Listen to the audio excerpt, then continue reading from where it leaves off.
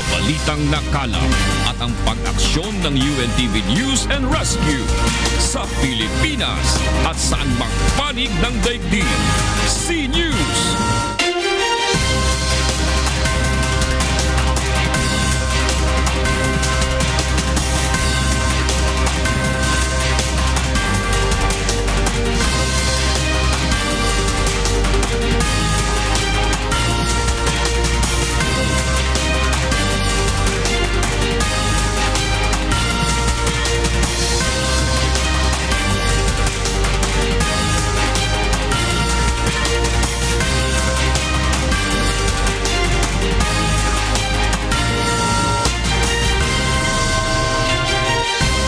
Ating mga mainit na balita ngayong tanghali. Pasok sa ilang paaralan sa Metro Manila kinansela ngayong araw dahil sa malakas na at walang tigil na pagulan. Libo-libong fish pen sa Laguna Lake sinimulan ng baklasin ngayong araw. Pangulong Rodrigo Duterte muli maglalabas ng listahan ng mga opisyal na muli sangkot sa operasyon ng iligal na droga sa bansa. Paglilibing kay dating Pangulo Ferdinand Marcos sa libingan ng mga bayani, kukwestiyonin sa Korte Suprema. Heroes welcome para kay Rio Olympic silver medalist Hidilyn Diaz. Inihahanda na ng kanyang mga kababayan sa Zamboanga. Isang organ donor voluntaryong lumapit sa programang Serbisyong Kasangbahay upang i-donate ang kanyang mata sa isang sundalong nabulag habang gumaganap ng tungkulin.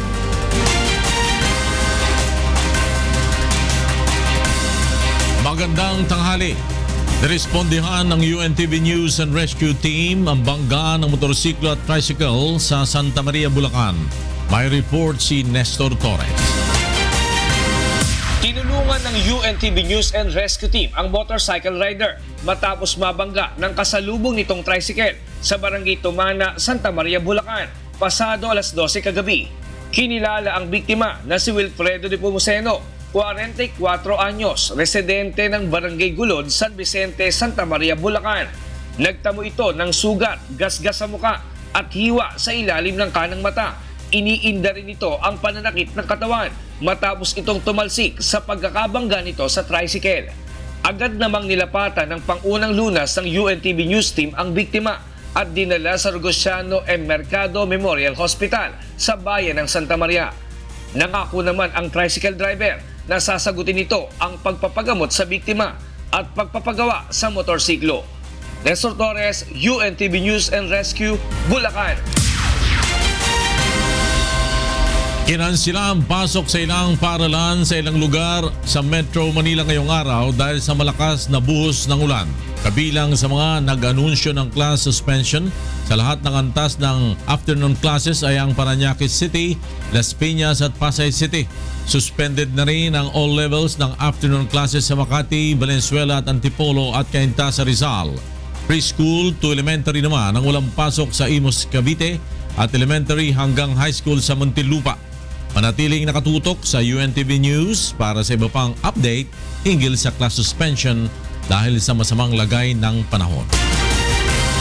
At sa iba pang mga balita, binunyag ni Pangulong Rodrigo Duterte na maglalabas ito ng pangalawang listahan ng mga opisyal ng pamahalaan na muli sangkot sa ilegal na droga.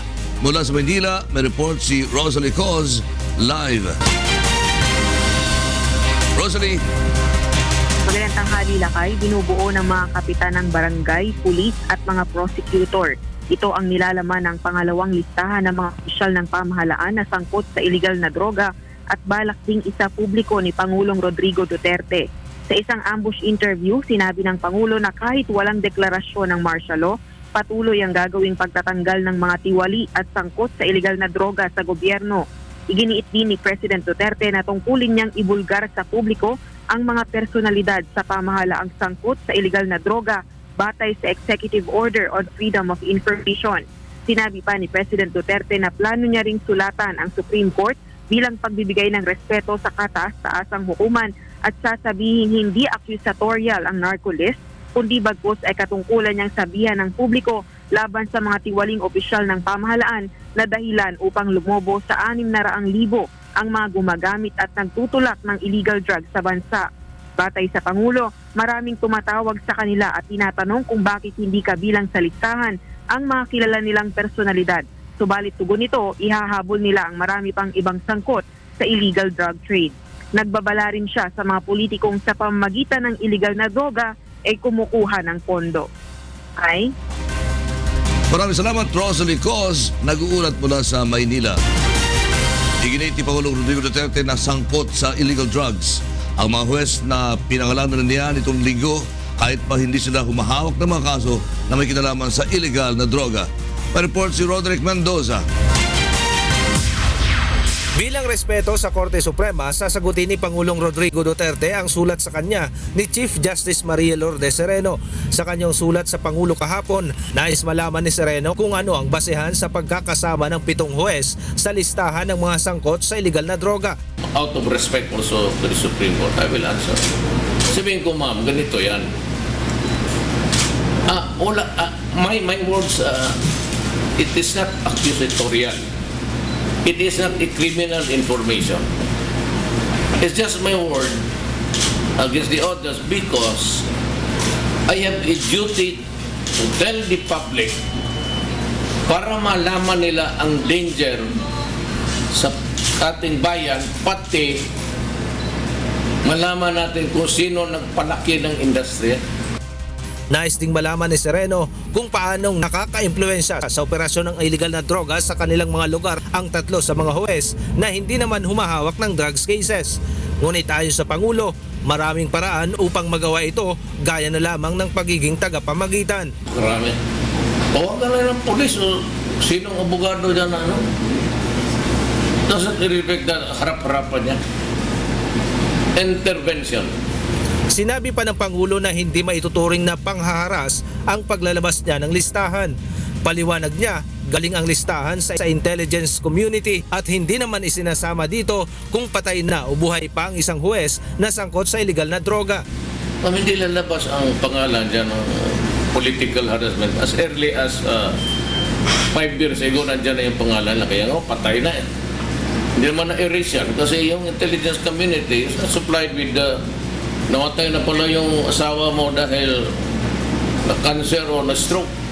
Ayon pa sa Pangulo, naobliga siyang ilabas ang listahan kahit hindi pa napoproseso lahat ng ito dahil sa pangungulit sa kanya ng media. Obligadoan niya siyang ilabas ito lalo't may nilagdaan siyang executive order para sa freedom of information. Your incessant and repeated questions, ayan na. Because I am now obliged, may executive order ako, freedom of information. Freedom of information, yung hiningi ninyo listahan sa intelligence community, Royal. Freedom of information, naghihingi kayo ng information, kaya binibigay ko na sa inyo.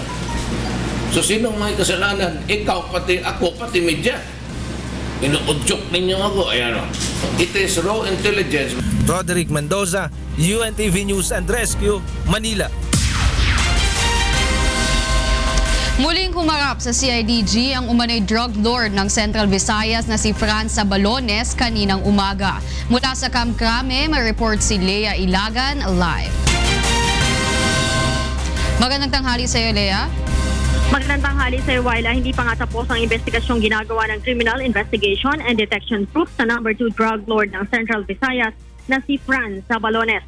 Ayon kay CIDG Director Police Chief Superintendent Roel Obusan, ngayong umaga ay muli itong humarap sa CIDG upang ituloy ang kanyang judicial affidavit. Marami aniya silang nakukuha mga impormasyon sa statement ni Sabalones na kailangang investigahan kaya't nagtalaga siya ng grupo na tututok dito. Samantala, 3 lamang ang nakuhanan ng importanteng impormasyon ng CIDG kaugnay ng operasyon ng illegal na droga sa 30 local executives na humarap kahapon. 2 sa mga ito ang umami ng kanilang involvement sa illegal drug trade na kinabibilangan ni na maging Lanao del Sur Mayor Mama Ulan Abinal Mulok at Marantaw, Lanao del Sur former Mayor Muhammad Ali Abu Abinal. Habang ang isa na hindi naman pinangalanan ay nagbigay aniya ng mga mahalagang impormasyon tungkol sa operasyon ng illegal na droga subalit walang pag-amin ng kanyang involvement. Gayunman, sinabi ni General Obusan na bagamat walang admission Sa halos lahat ng mga local executives, hindi dito natatapos ang kanilang investigasyon dahil muli nilang ipatatawag ang mga ito. Balik sa iyo, Wyla. Maraming salamat sa iyo, Lea Ilagan, mula dyan sa Kamkra. Samantala, muling binalaan ni Police Director General Ronald Bato de la Rosa ang mga pulis na sangkot sa iligal na droga na magbagong buhay na upang hindi mapatawan ng mabigat na parusa. Mula sa Davao City, may report si Janice Inhente live. Yes, go ahead, Janice. Magandang tanghali, Wyla. Dahil sa mga pulis na nasasangkot sa iligal na droga, muling nagbigay babala si Philippine National Police Chief Ronald Bato de la Rosa sa mga ito sa kanyang talumpati sa ika-115 taong police service anniversary dito sa Davao City. Ayon kay de la Rosa, ito na ang tamang pagkakataon na magbagong buhay ang mga ito.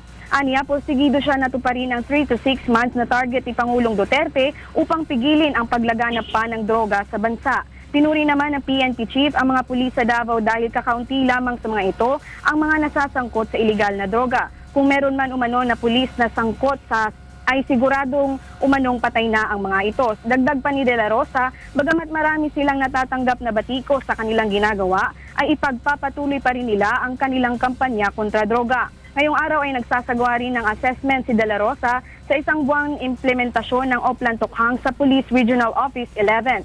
Samantala, 2 PNP personnel dito sa Davao na nasugatan sa engkwentro ang pinarangalan ni General Bato. Sinaksihan rin ni General ang pag-turnover ng nasa 20 Mahindra na sasakyan upang magamit sa mga municipal police station. At yan muna ang ating update live mula dito sa Davao City. Balik sa iyo, Wyla. Maraming salamat sa iyo, Janice Inhente, mula sa Davao City.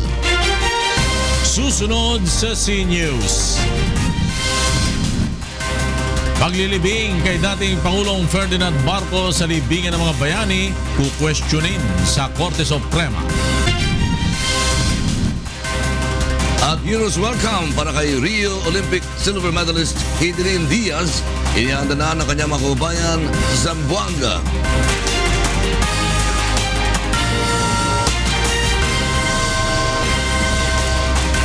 Nagbabalik ang C-News. Nagpatupad ng rollback sa presyo ng mga produktong petrolyo ang ilang kumpanya ng langis ngayong araw.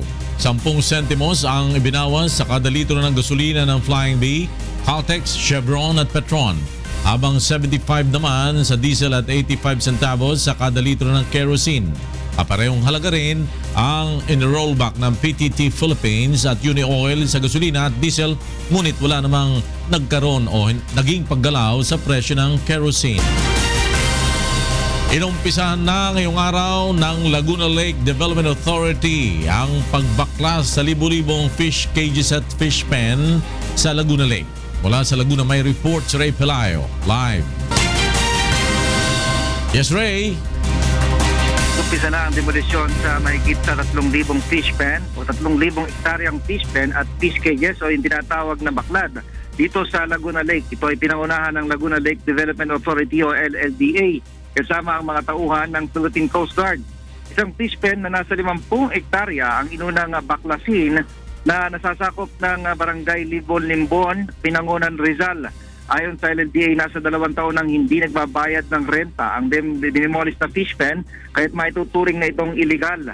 Bago ang demolisyon ay nakiusap muna kay LLDA General Manager Neric Acosta, ang caretaker ng palaisdaan, subalit itinuloy pa rin ang pagbabaklas ng mga poste.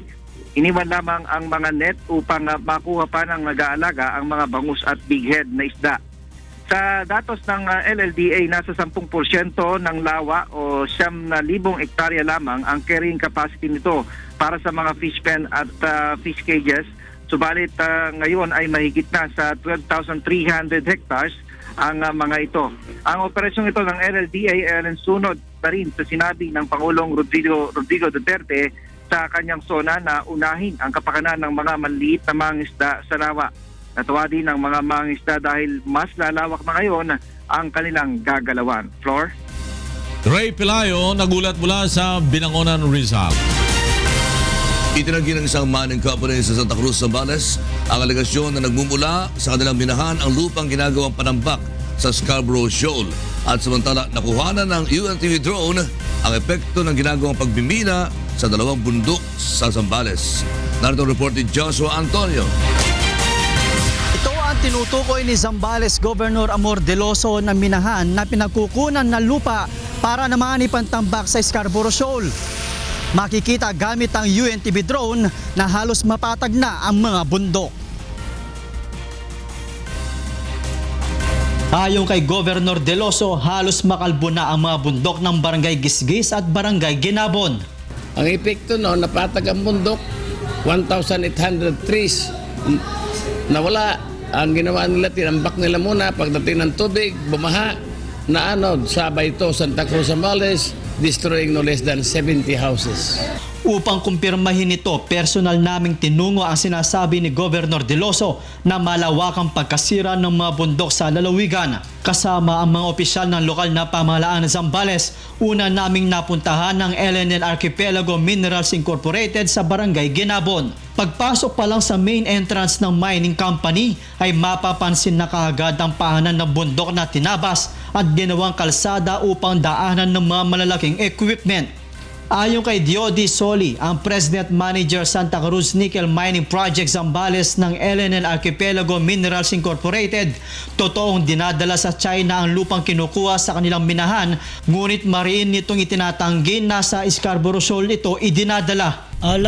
Almost all our shipment goes to China, and all of these shipments are before the shipment is undertaken, before it is loaded to the ship, we pay the excise tax to the BIR.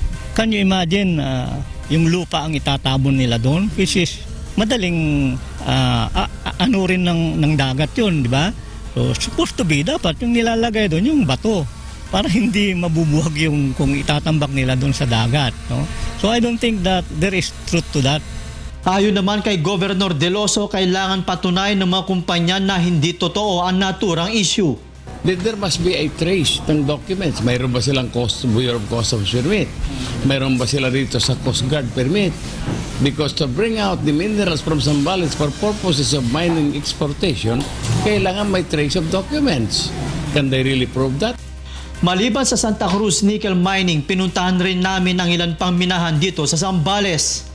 Kitang-kita rin ang naging pinsala ng pagmimina sa dalawang bundok na ito, kung saan nagmimina ang Eramen Minerals Incorporated at ng Benguet Corp. Ayon kay Deloso, halos mahigit 1,000 puno na ang namatay, kabilang narito ang endemic na Mindoro Pine Tree. Sinubukan naming kunin ang panig ng Benguet Corp Nickel Mines Incorporated, ngunit tumanggi ang mga ito na magpa-interview. Joshua Antonio, UNTV News and Rescue, Zambales. At samantala, nagdagan pa ang mining companies na pinasara dahil sa paglabag sa tinatawag na Responsible Mining Policy. Narito ang report ni Ray Pelayo. Umabot na sa 7 mining operations sa bansa ang sinuspinde ng Department of Environment and Natural Resources. Nasa Zambales ang 4, 2 sa Palawan at ang pinakabago ay ang Ore Asia na nasa Doña Remedios, Trinidad. Hindi nakaabot ang mga ito sa standard o panuntunan ng responsible mining. Ayon sa DENR, kailangang palitan ng mga mining company ang mga punong pinutol at linisin ng mga ilog at mga lugar na napinsala. Sa ngayon ay nasa 4 na po ang mining operations na sumasailalim sa auditing ng DENR. If you fly over that, the river is literally red. You know, they've cut 20,000 trees from the watershed.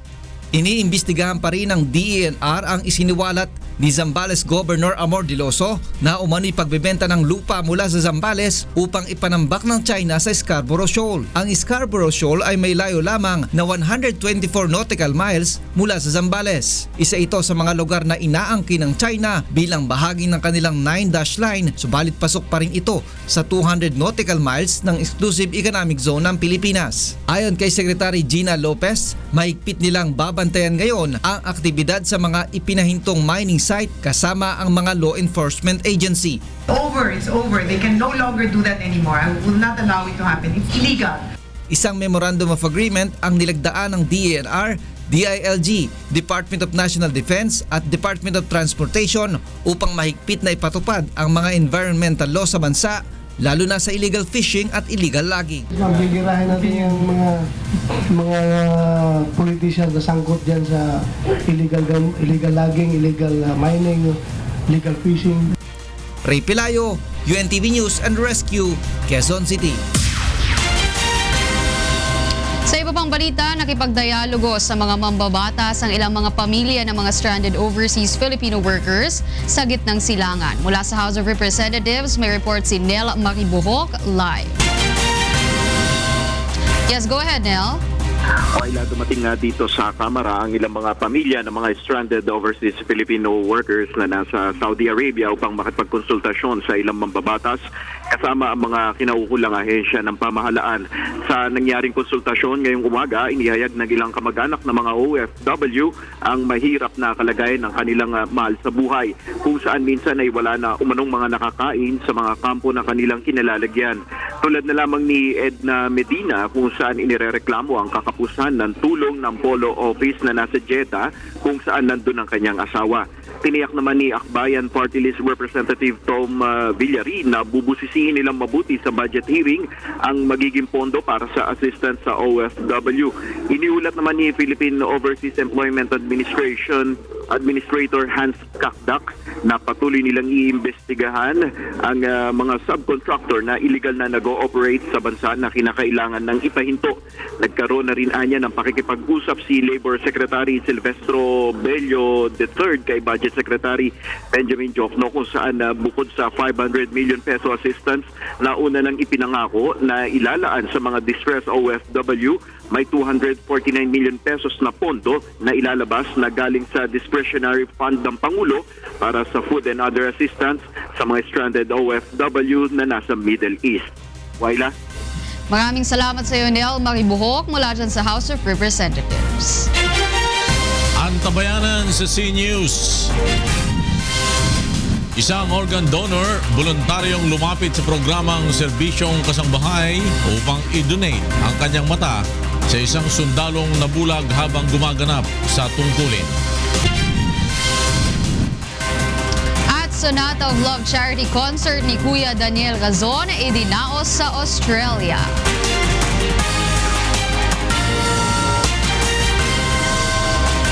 Sa pagpapatuloy ng C-News, kukwestiyonin ng mga anti-Marcos ang paglilibing kay dating Pangulong Ferdinand Marcos sa libingan ng mga bayani. Mula sa Quezon City, may report si Grace Casin live. Yes, Grace? Gloria, akit na sa Korte Suprema, nag-anti-Marcos ang kanilang pagtutol sa panukalang ilibing sa libingan ng mga bayani si dating Pangulong Ferdinand Marcos. Ayon kay Albay Representative Ed Salagman, gagawin nilang basihan sa korte ang umunoy karahasan at pagdabag sa karapatang pangtao na ginawa nito maging ang kanyang pagiging diktadorya. Idadagdag pa nila sa kanilang basihan ang opisyal na pahayag na idilabas ng National Historical Commission na hindi nila kinikilala ang mga medalya at rank promotion ni Marcos mula Major noong 1944 hanggang Lieutenant Colonel noong 1947. Maliwanag din anya sa Republic Act 10368 o ang Martial Law Victims Compensation Act na inakda ni dating Quezon Representative Erin Tanyada na marami ang mga naging biktima ng human rights violations sa ilalim ng Administrasyong Marcos. Bukod dito, magsasagawa rin ng kilos protesta ang grupong Coalition Against the Marcos Burial in Libingan ng mga bayani sa Rizal Park sa Luneta sa araw ng Linggo, August 14. Nananawagan sila sa lahat ng grupo at individual na makiisa sa kanila upang makita ang kanilang pagtutol sa nasabing panukala. Flor? Grace Casin, nagulat mula sa Quezon City. Nagsagawa ng public hearing ang Senate Committee on Trade, Commerce and Entrepreneurship tungkol sa pagnenegosyo. Mula sa Pasay City, may report si Joyce Balancio live. Yes, Joyce. Magandang tanghali sa iyo, Flor. Dumating nga dito sa Senado ngayong araw si Department of Trade and Industry Secretary Ramon Lopez, ilang DTI officials at kinatawan ng pribadong sektor upang dumalo nga sa kauna-unahang public hearing ng Senate Committee on Trade, Commerce and Entrepreneurship. Dito, Flor, ay nagbigay ng report ang DTI patungkol sa mga accomplishment ng departamento sa mga nakaraang administrasyon. Kabilang na dito ang growth sa manufacturing industry at ang paglaki ng foreign investment sa bansa. Sinabi ni DTI Secretary Lopez na nilalayo nila mag-focus sa mga programang ease of doing business o yung pagpapadali ng pagpapatayo at pagsisimula ng negosyo sa bansa.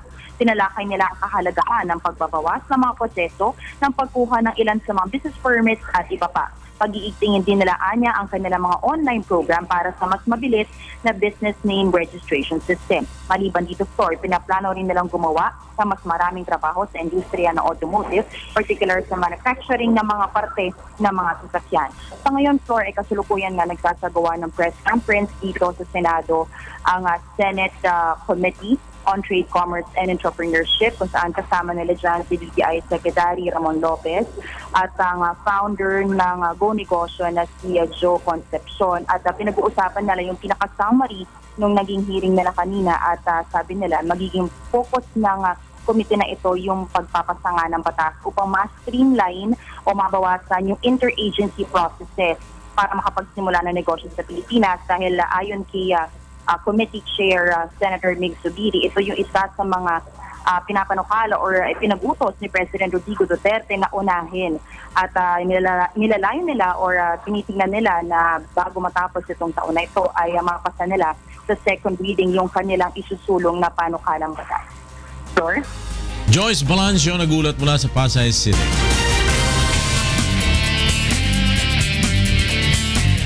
At sa ating police report, 8 ang nadakip sa illegal drug operation ng pulisya sa Kamanava area. Samantala, ilan din ang hinuli sa Valenzuela City dahil naman sa paglabag sa City Ordinance. Narito ang report ni Maki Libradilla. Arestado ang 8 taong may kaugnayan sa ipinagbabawal na droga at iba pang lumabag sa City Ordinance sa sabay-sabay na operasyon ng Kamanava District-wide team na isinagawa sa magkakahiwalay na lugar sa Valenzuela City pasado alas 9 kagabi. Aresto tayo ng mga violation ng City Ordinance and yung implementation ng warrant of arrest.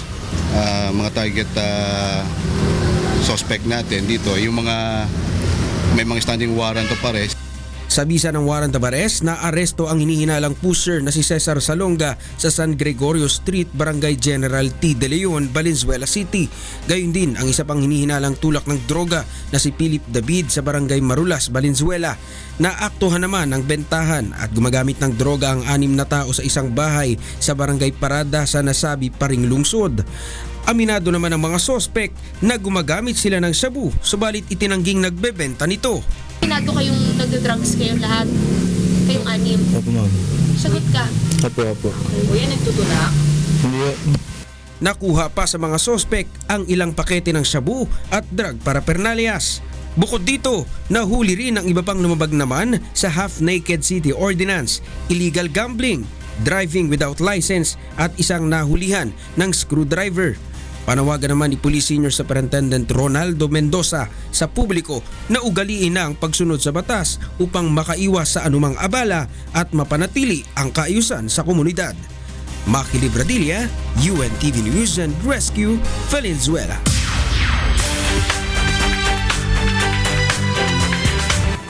Stranded ang mga turista sa Los Cabos, Mexico dahil sa inaasahang pagtama ng Tropical Storm Javier. Bago pa man maglandfall, ang bagyo ay nakararanas na ng malakas na hangin at ulan sa lugar. Dahil dito, nagsimula ng mag-imbak ng pagkain ang mga residente, samantalang sinimulan na ring isara ang mga kainan sa resort. Nakaantabay naman ang mga turista sa posibleng pagkansela ng flight sa mga paliparan. Ayon naman sa National Hurricane Center, wala namang banta ng pagkakaroon ng buhawi o hurricane sa Baja California. Samantala, nauwi sa karahasan ang protesta ng mga estudyante ng National Federico Villarreal University sa Lima, Peru. Nakipagbatuhan ng bato at tear gas sa mga estudyante matapos napigilan ng mga otoridad na makalapit sa Congress Building. Ang kilos protesta ay bunsod ng umano'y kontrobersiya ng vote buying at korupsyon sa idinaos na eleksyon para sa mga bagong mamumuno sa universidad.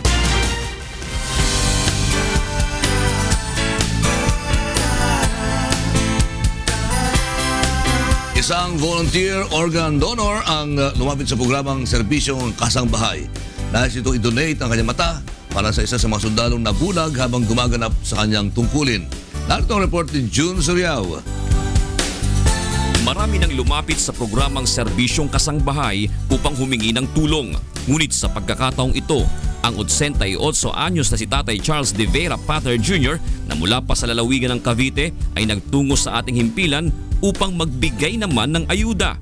Ayon kay Tatay Charles, naantig ang kanyang puso nang mapanood ang isa sa mga sundalo sa AFP Medical Center na niyakap ni Pangulong Rodrigo Duterte.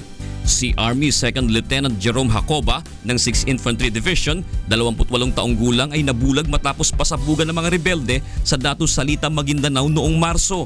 Dahil sa pagsabog, tuluyang nabulag ang kanyang kanang mata habang nagkaroon naman ng retinal detachment sa kanyang kaliwang mata. Kaya naman gusto ni Tatay Charles na i-donate ang kanyang mata para sa batang sundalo. At sa pamamagitan ng programang Serbisyong Kasangbahay ay nailapit sa Armed Forces of the Philippines ang kagandahang loob na nais magawa ni Tatay Charles. According sa kanyang medical report, nung dumating siya sa Biluna, medyo isa na lang yung mata. At nung they tried to revive the second eye, I think di rin maganda yung naging resulta. Ang advice sa amin, mukhang hindi na raw pwede yung transplant. Gayunpaman, hindi naman nawawala ng pag-asa si AFP spokesperson Colonel Benaminhao na maibabalik pa ang paningin ni Lieutenant Jacoba. Gaganda nung gesture ni Tatay, di ba po?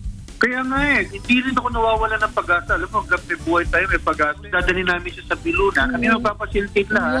Papakausap namin sa doktor, papatest namin siya, papaworkout namin. And then, pag-meeting ko silang dalawa, ni Lieutenant Jacoba. Patuloy namang makikipag-ugnayan ang programa sa Public Affairs Office ng Philippine Army upang magbigay ng iba pang assistance kung kinakailangan. Jun Suriao para sa Serbisyong Kasangbahay.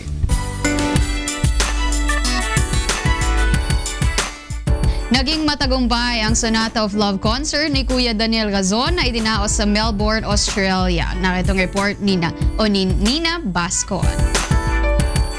Paglalaban ko ang pag-ibig mo. Isang concert ang handog ni Kuya Daniel Razon sa ating mga kasangbahay dito sa Melbourne, Australia.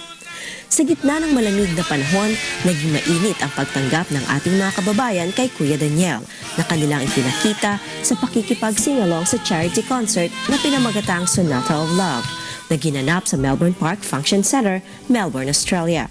Kagaya ng sinasabi ni Brother Eddie, ma-share natin sa ating mga kapwa-tao yung lahat ng mga bagay na dapat na matutunan, yung mga kabutihan ng Diyos. Kaya nga, in different ways ay ginagawa natin yung lahat ng mga charity works na ginagawa natin.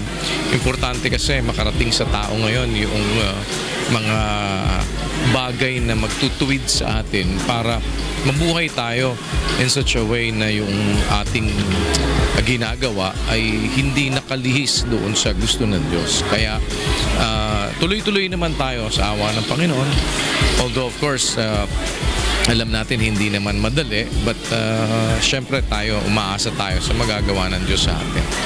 At yung prinsipyo na sinusunod natin na ang naaawa sa lupa, nagpapautang sa Panginoon. So, i-continue doing everything. And kagaya nga na sinasabi ko, syempre first and foremost ay maipaabot sa ating mga kapwa-tao yung mga mahalagang bagay na aral ng Ebanghelyo na dapat na siyang malakaran natin at maging bahagi ng buhay natin. Ang ilan sa ating mga kasangbahay ay nagbiyahe pa mula sa iba't ibang bansa sa Amerika, Middle East at Asia upang makiisa sa napakasayang kantahan at kwentuhan kay Kuya Daniel. Napakasaya po namin, talagang speechless, hindi ko na alam kasi ang saya-saya na nakasama po namin siyang muli. Kabilang rin sa sumuporta ang opisyal ng Philippine Embassy dito sa Australia at humanga naman si Consul General Nina Cainglet sa advokasya ni na Brother Eli at Kuya Daniel. Salamat for inviting the embassy to be present in this event. It has been a very successful event and ako personally being the first time na naka-attend ako, I am very impressed with how successful it has been.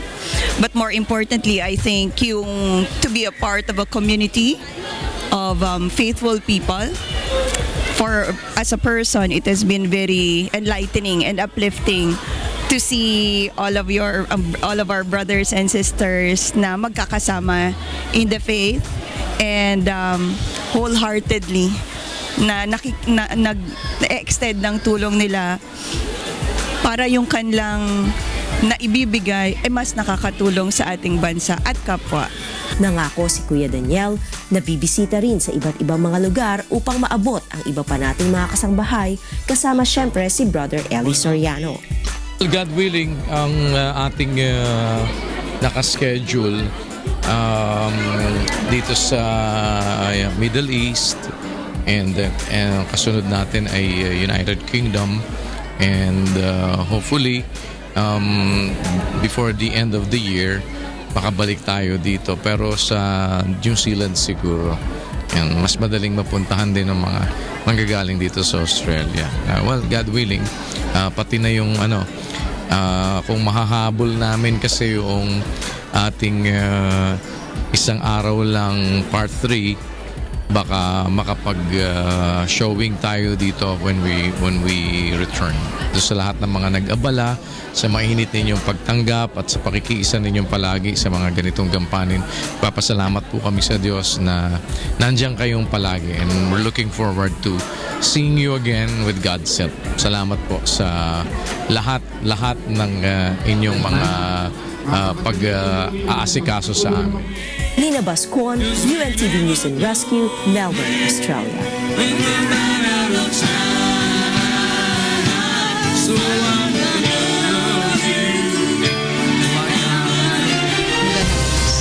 Pinapabot po ng buong UNTV ang pagbati kay Hidlyn Diaz, ang kauna nating Filipina athlete na nanalo ng medalya sa Olympics. Congratulations po. Sabi ko naman sa inyo, makakauwi talaga ng medalya mo. Oo nga. Siguro, Galing talaga yan. siguro yan ang pag-usapan na pag-isipan ng gobyerno. Mag-concentrate tayo sa mga pupwede manalo, di ba? Yes. Alimutan na yung basketball. Oo. At isang yun parang wake-up call doon sa mga sports officials natin na dapat itigil na natin yung mag-concentrate tayo doon sa mga basketball ibang sports na wala tayong pag-asa na manalo sa international competition. Gayahin natin yung Malaysia, Indonesia. Kung mapapansin mo, yung basketball, baliwala na sa kanila yan, yung mga kundi yun lamang mga sports Madami na merong pag-asa na mag-excel sa mga international competition. Yung Cuba, boxing na sila eh.